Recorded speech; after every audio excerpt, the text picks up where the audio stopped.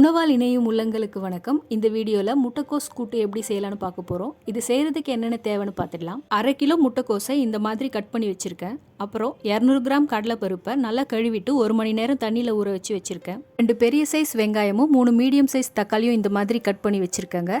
8 பல் பூண்டு எடுத்து இடித்து வச்சுருக்கேன். இந்த அளவுக்கு கொத்தமல்லி, கருவேப்பிலை, காஞ்ச மிளகாய் எடுத்துக்கலாம்.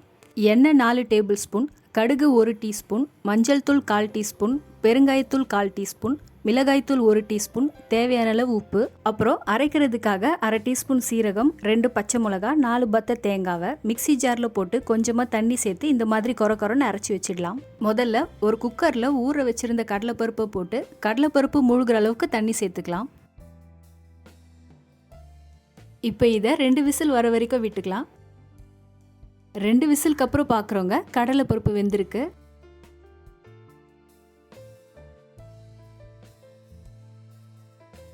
இதை தனியாக எடுத்து வச்சுட்டு ஒரு பாத்திரத்தில் எண்ணெய் ஊற்றிக்கலாம்.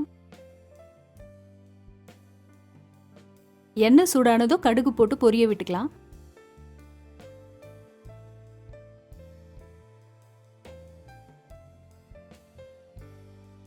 இப்போ இது கூட கட் பண்ணி வச்சிருந்த வெங்காயம், காஞ்ச மிளகாய், கருவேப்பிலை போட்டுக்கிறேன்.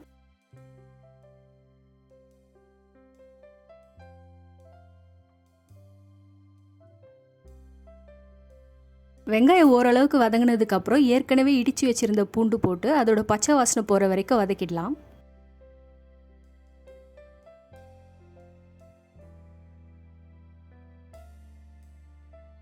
இப்போ இது கூட தக்காளி சேர்த்துக்கிறேன்.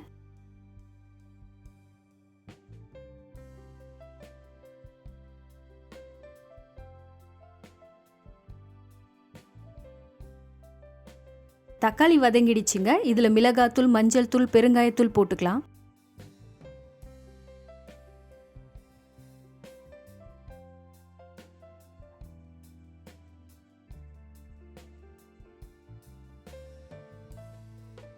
இப்போ இதில் கோஸ் போட்டுக்கிறேன்.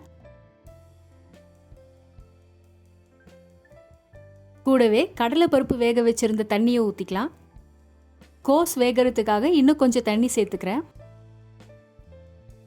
இதுக்கு தேவையான அளவு உப்பும் போட்டு நல்லா கலந்து விட்டுக்கலாம்.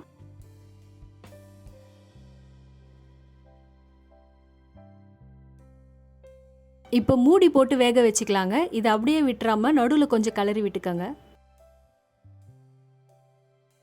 கோஸ் வெந்துடுச்சு. இது 3/4 பாகம் வெந்தா போதும். இப்போ இதில் தேங்காய் விழுது போட்டுக்கலாம். வேக வச்சிருந்த கடலைப்பருப்பும் சேர்த்துக்கிறேன். பொடியை கட் பண்ணி வச்சிருந்த கொத்தமல்லியும் போட்டுக்கிறேங்க.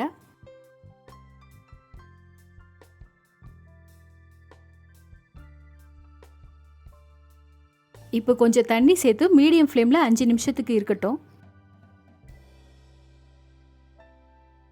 அவ்வளோதாங்க, கோஸ் கூட்டு இப்போ சூப்பராக ரெடி ஆயிடுச்சு. இந்த கோஸ் கூட்டை ரசம் சாதம், புளி சாதம், சப்பாத்தி, தோசை கூடலாம் சேர்த்து சாப்பிடும்போது நல்லாயிருக்கும். நீங்களும் ட்ரை பண்ணி பாருங்கள்.